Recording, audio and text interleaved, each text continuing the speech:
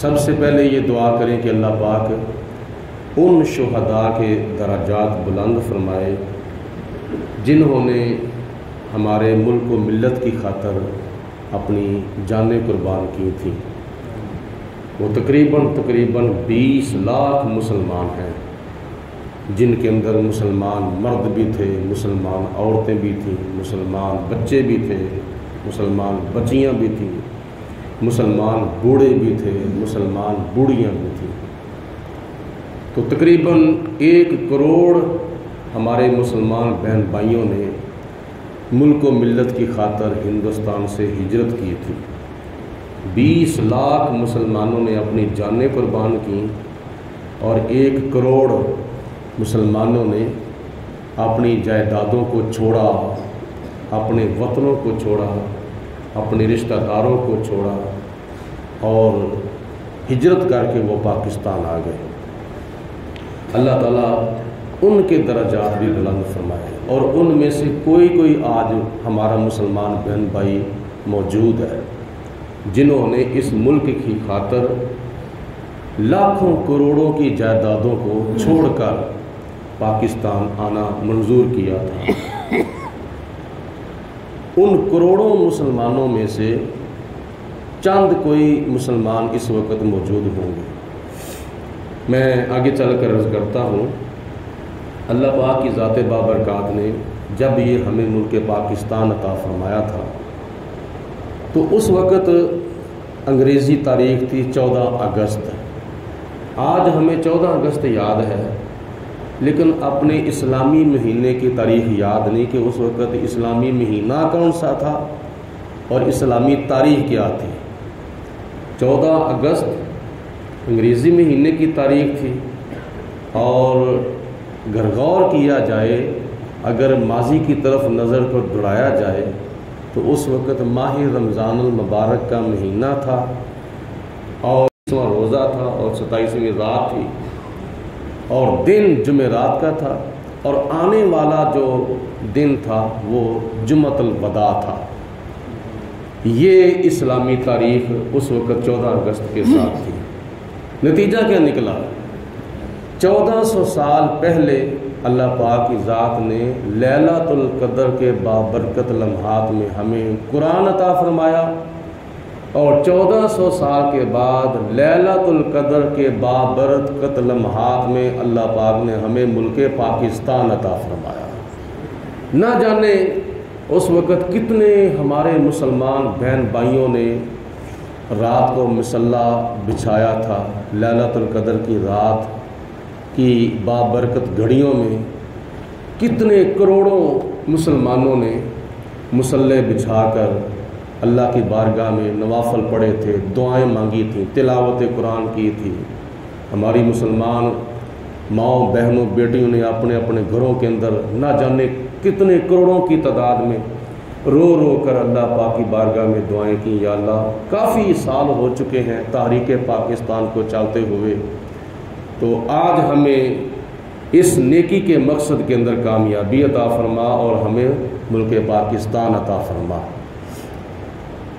یہ ہمارے پیر و مرشد حضور قبلہ عالم الحاج پیر مفتی ابو داؤد محمد صادق صاحب، ان کے رفیق خاص جناب محترم محمد حفیظ نیازی صاحب، جو ابھی تک ماشاءاللہ موجود ہیں، ضعیف ہیں، اللہ پاک ان کو صحت و تندرستی عطا فرمائے۔ جناب قبلہ حاجی صاحب کے وہ مرید خاص تھے اور رفیق خاص تھے، اور ماہنامہ رضائے مصطفیٰ کے وہ ایڈیٹر ہیں، اور انہوں نے ایک مرتبہ رضائے مصطفیٰ ماہنامہ کے اندر مضمون شائع کیا۔ وہ فرماتے ہیں مضمون کیا شائع کیا تھا، اس کی ہیڈنگ یہ تھی کہ میں نے پاکستان بنتے دیکھا، اور جو پھر انہوں نے دیکھا تھا اپنی آنکھوں سے، تو پھر ان کے دل کی کیفیت وہ اللہ تعالیٰ جانتا ہے کہ اپنی آنکھوں سے انہوں نے اس وقت کیا کیا دیکھا تھا، کتنے سال دیکھتے رہے، تحریکیں چلتی رہیں، جلسے ہوتے رہے، جلوس نکلتے رہے، اور انگریز کی غلامی سے چھٹکارا اللہ تعالیٰ کی بارگاہ میں مانگتے رہے اور پاکستان کا مطالبہ کرتے رہے۔ پوری دنیا کے اندر دو ہی ریاستیں ایسی ہیں کہ جو اسلام کے نام پر بنی ہیں، ایک مدینہ المنورہ اور دوسرے نمبر پر ملک پاکستان ہے۔ اسلام کے نام پر یہ ملک مارز وجود میں آئے تھے۔ پاکستان کا مطلب کیا؟ لا الہ الا اللہ۔ تو میں عرض کر رہا تھا کہ وہ جناب علامہ حفیظ نیازی صاحب نے مضمون شائع کیا جس کی ہیڈنگ میں نے پاکستان بنتے دیکھا۔ وہ کہتے ہیں، میں مختصر ان کا یہ مضمون عرض کر رہا ہوں، وہ کہتے ہیں کہ ماہ رمضان المبارک کا مہینہ تھا اور ادھر انگریزی لحاظ سے اگست کا مہینہ تھا اور جمعرات کا دن تھا اور ماہ رمضان المبارک کا 26واں روزہ تھا اور 27ویں رات آ رہی تھی، شام پڑی۔ تو وہ فرماتے ہیں کہ میں نے ایک بہت بڑا ریڈیو، پہلے زمانوں میں ریڈیو چلتے تھے نا، پہلے اخبار چلتا تھا کیا نا، خبریں شائع کرنے کے لیے اور پورے حالات سے ایک دوسرے کو آگاہ کرنے کے لیے اخبار شائع ہوتا، اور اخبار کے بعد پھر تھوڑی سی سائنس نے ترقی کی تو ریڈیو چل پڑا۔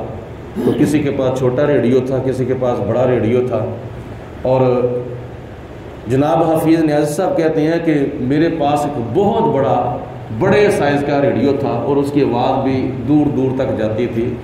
تو اکثر میں اس کو خبریں سننے کے لیے استعمال کرتا تھا کہ مجھے دنیا کے حالات کا پتہ چلے کہ فلاں ملک میں کیا ہو رہا ہے، فلاں ملک میں کیا ہو رہا ہے۔ تو میں نے کیا کیا، میں نے یہ تازہ ترین خبریں سننے کے لیے صرف خود ہی استعمال نہیں کیا، بلکہ وہ بہت بڑا ریڈیو میں نے اپنے مکان کی چھت کے اوپر رکھ لیا، بازار کی طرف منہ کر دیا، چوک کی طرف منہ کر دیا، اور ہزاروں کی تعداد میں لوگ وہ اس وقت جمع تھے کہ آج دیکھتے ہیں کہ کون سی تازہ ترین خبر ہمیں ملتی ہے۔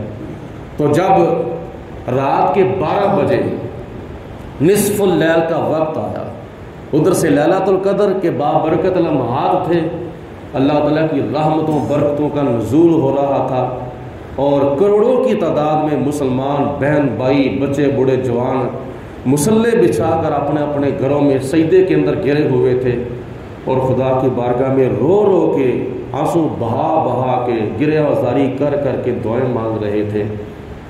تو پھر ہوا کیا کہ خوشخبری سننے کے لیے ہم نے یہ اہتمام کیا کہ اس ریڈیو کو ہم نے مکان کی چھت کے اوپر رکھا، منہ بازار کی طرف کیا۔ جب رات کے 12 بجے تو پھر ہمیں آواز کیا آئی ریڈیو سے، بسم اللہ الرحمن الرحیم، السلام علیکم ورحمۃ اللہ وبرکاتہ۔ یہ ریڈیو پاکستان ہے۔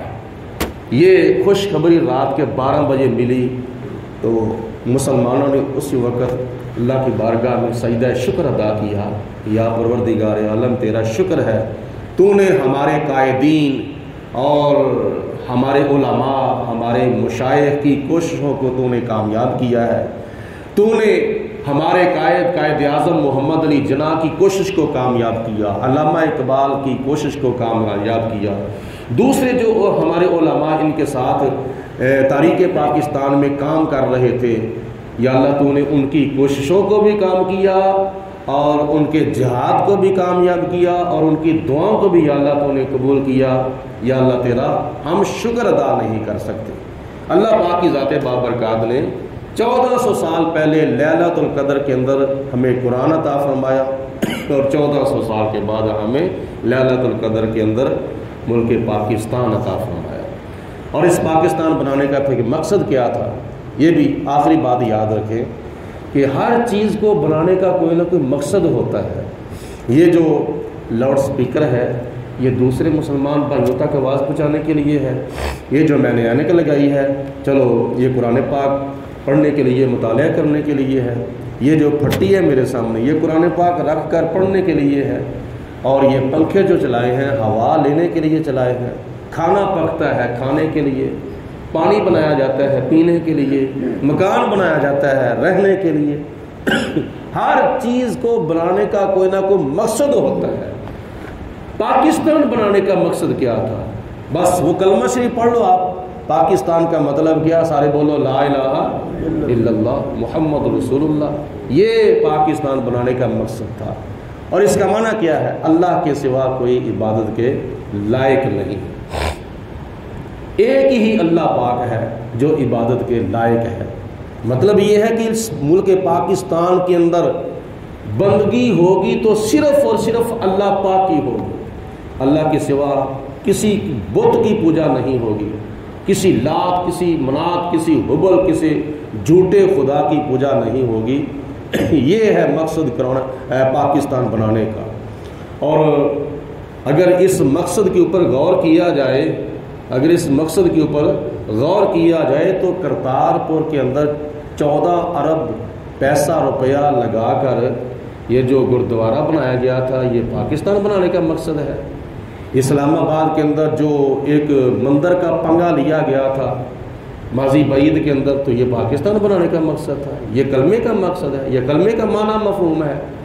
تو اس وقت تو نعرہ یہی لگا تھا جب پاکستان بن رہا تھا، تاریخ پاکستان چل رہی تھی، اس وقت نعرہ تو یہی لگتا تھا نا، پاکستان کا مطلب کیا؟ لا الہ الا اللہ، اللہ کے سوا کوئی عبادت کے لائق نہیں، اللہ تعالیٰ وحدہ لا شریک، وہ بندگی کے لائق ہے۔ میں ایک چھوٹی سی مثال عرض کرتا ہوں تو بات سمجھ میں آ جائے گی، اور پھر اس کے بعد حضرت پیر جماعت علی شاہ صاحب رحمۃ اللہ تعالیٰ علیہ کا فرمان سن لینا، آپ کو پتہ چل جائے گا کہ ہم نے کیا کیا تھا اور ہم کیا کر رہے ہیں، ہمارے بڑوں نے ہمارے لیے کیا کیا تھا اور ہم اپنے بڑوں کی کوششوں کو کس کھاتے میں ڈال رہے ہیں۔ مثال کے طور پر اگر کوئی مسجد کے خطیب صاحب ہیں، مسجد کے امام صاحب ہیں، وہ اعلان کرتے ہیں لوگوں سارے جمع ہو جاؤ، جی حکم، ہم نے مسجد بنانی ہے اور مسجد کے لیے چندہ چاہیے، مسجد بنانے کے لیے فنڈ چاہیے، تو کوئی 2-4 ہزار روپیہ دے، کوئی 5-10 ہزار روپیہ دے، کوئی 20 ہزار روپیہ، کوئی 30 ہزار روپیہ، کوئی 40 ہزار روپیہ، کوئی لاکھ روپیہ، کوئی کچھ دے، کوئی کچھ دے، کوئی کچھ دے، چلو اللہ پاک ان کو کامیاب کرے، وہ مسجد بن جاتی ہے۔ مسجد بنانے کے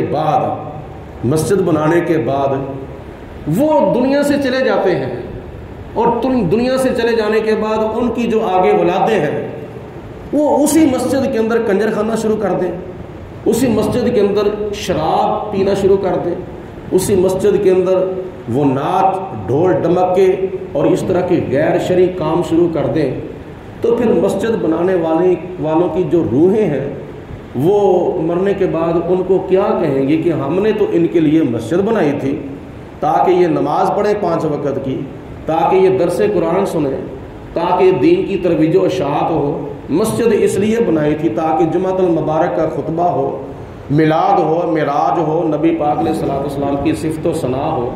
مسجد تو ہم نے اس لیے ان کے لیے بنائی تھی تاکہ یہ اللہ کے گھر میں آ کر اللہ کی بندگی کریں اور خدا کو راضی کریں، اللہ کا قرب حاصل کریں، نبی پاک علیہ السلام پر درود و سلام زیادہ سے زیادہ پڑھیں۔ ہم نے تو ان کے لیے مسجد اس لیے بنائی تھی۔ تو انہوں نے ہمارے مسجد بنانے کے بعد یا ہمارے دنیا سے جانے کے بعد انہوں نے مسجد کے اندر کیا شروع کر دیا ہے؟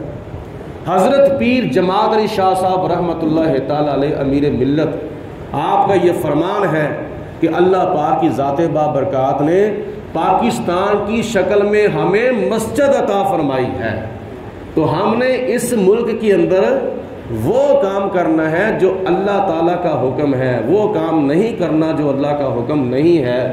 تو مسجدوں کے اندر کیا کیا جاتا ہے؟ مسجدوں کے اندر تو اللہ کی بندگی کی جاتی ہے، خدا کی عبادت کی جاتی ہے، قرآن پاک کی تلاوت کی جاتی ہے، نبی پاک علیہ الصلوۃ والسلام پر درود و سلام پڑھا جاتا ہے، عدل و انصاف کے مطابق فیصلے کیے جاتے ہیں، جھوٹے کو جھوٹا کہا جاتا ہے، سچے کو سچا کہا جاتا ہے۔ تو مسجد تو اس لیے بنائی جاتی ہے۔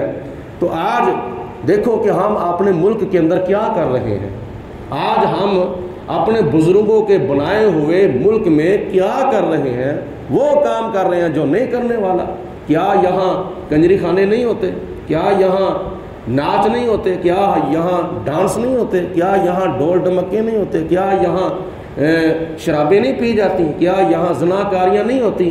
کیا یہاں شراب کے اڈے، زنا کے اڈے نہیں کھلے ہوئے؟ اور وہ کام جو شریعت مطہرہ کے بالکل خلاف ہیں، اللہ کے قرآن کے بھی خلاف ہیں، نبی پاک علیہ السلام کے فرمان کے بھی خلاف ہیں، اور پھر ایک جرم ہوتا ہے چھپ کر، ایک ہوتا ہے ظاہری طور پر، ایک ہوتا ہے انفرادی طور پر، ایک ہوتا ہے اجتماعی طور پر۔ ان لوگوں نے تو اجتماعی طور پر جرموں کے پرمٹ اور NOC جاری کیے ہوئے ہیں، تو کیا یہ ہم پاکستان بنانے والوں کی روحوں کو راضی کر رہے ہیں یا ان کو اذیت پہنچا رہے ہیں؟ پاکستان بنانے والے قائد اعظم محمد علی جناح کی روح ایسے راضی نہیں ہوگی، علامہ اقبال کی روح ایسے راضی نہیں ہوگی، حضرت پیر جماعت علی شاہ صاحب کی روح ایسے راضی نہیں ہوگی، حضرت خواجہ قمر الدین سیالوی رحمۃ اللہ علیہ کی روح راضی اس طرح نہیں ہوگی، حضرت شاہ عبدالعزیز علیم میرٹھی رحمۃ اللہ علیہ کی روح اس طرح راضی نہیں ہوگی، حضرت صدر الفاضل مولانا نعیم الدین مراد آبادی رحمۃ اللہ علیہ کی روح اس طرح راضی نہیں ہوگی جس طرح ہم راضی کر رہے ہیں۔ نہیں، بلکہ اللہ پاک کے ان بندوں کی جنہوں نے پاکستان بنایا تھا، ان کی روح اس طرح راضی ہوگی کہ جب مسجد میں بندہ آئے تو خدا کی بندگی کرے، اللہ سے اپنے گناہوں کی معافی مانگے اور اپنی ذات کو بھی سنوارے اور مسلمانوں کی جماعت کو بھی سنوارے۔ ان اللہ والوں کی روح جو ہے وہ اس طرح راضی ہوگی۔ تو اللہ تعالیٰ ہمارے ان مسلمانوں کو بھی ہدایت عطا فرمائے اور ان حکمرانوں کو بھی ہدایت عطا فرمائے جنہوں نے اسلام کے نام پر اور پاکستان کے نام پر پتہ نہیں کیا کیا طوفان بدتمیزی جو ہے وہ برپا کیا ہوا ہے اس ملک پاکستان کے اندر۔ تو چاہیے تو یہ تھا کہ پاکستان بنانے والے بھی ہم ہیں اور پاکستان بچانے والے بھی ہم ہیں۔ دور ہٹو اے دشمن ملت، پاکستان ہمارا ہے، جاگ اٹھے ہیں اہل سنت، گونج اٹھا یہ نعرہ ہے۔